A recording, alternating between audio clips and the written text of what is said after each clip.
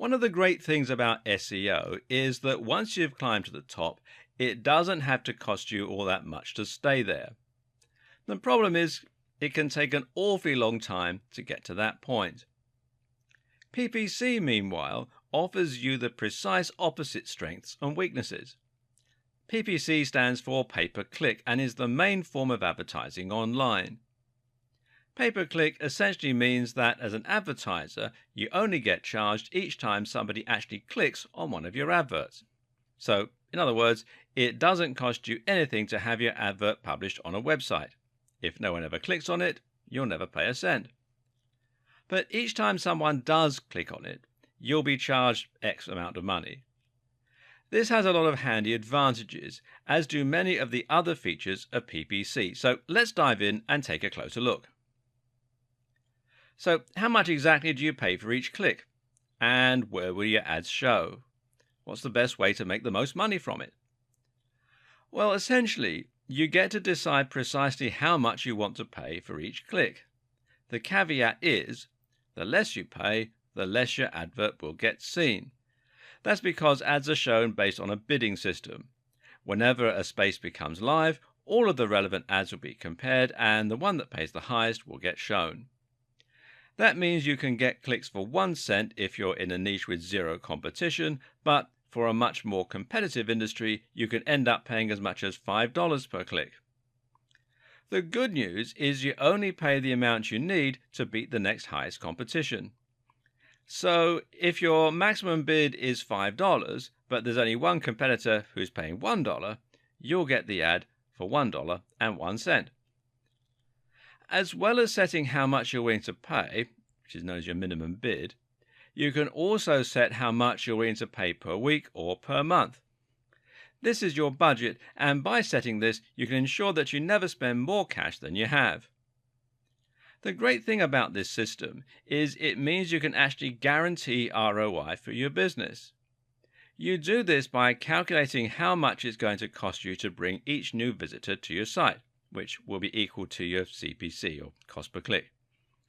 You then look at your conversion rate, in other words, what percentage of new visitors become paying customers, and then you compare these numbers.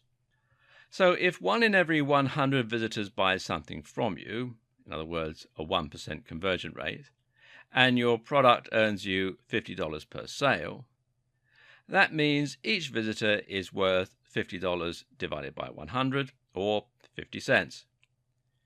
As long as you're paying less than that per click, you should earn profit from the campaign. This also means you'll need a daily budget of a certain amount in order to see daily returns. There is another great benefit to PPC advertising too. It allows you to target specific types of visitors very precisely. Targeting means ensuring only people you really want to see your ads will see them, and that can prevent you from wasting money advertising to people who won't be interested in buying from you. If you're selling skateboards to skaters, you should find your conversion rate goes up significantly versus trying to sell pens to skaters. So, how does all this work? Well, there are 2 main PPC programs out there at the moment. These are Facebook ads and Google AdWords. There are some others, but they aren't so big.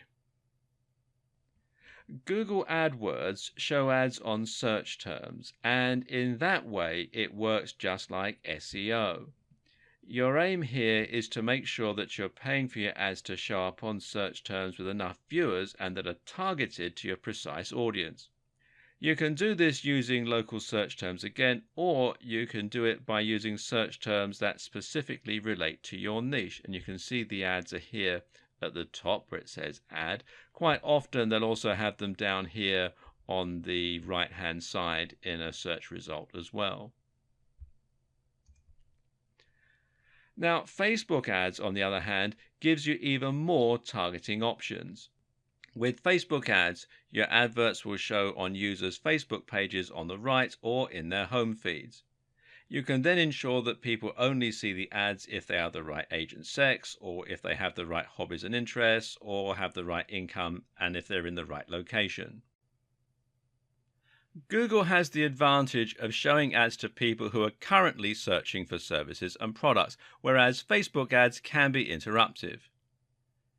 You can even use Google AdWords as a way to test whether certain keywords are worth pursuing with your SEO.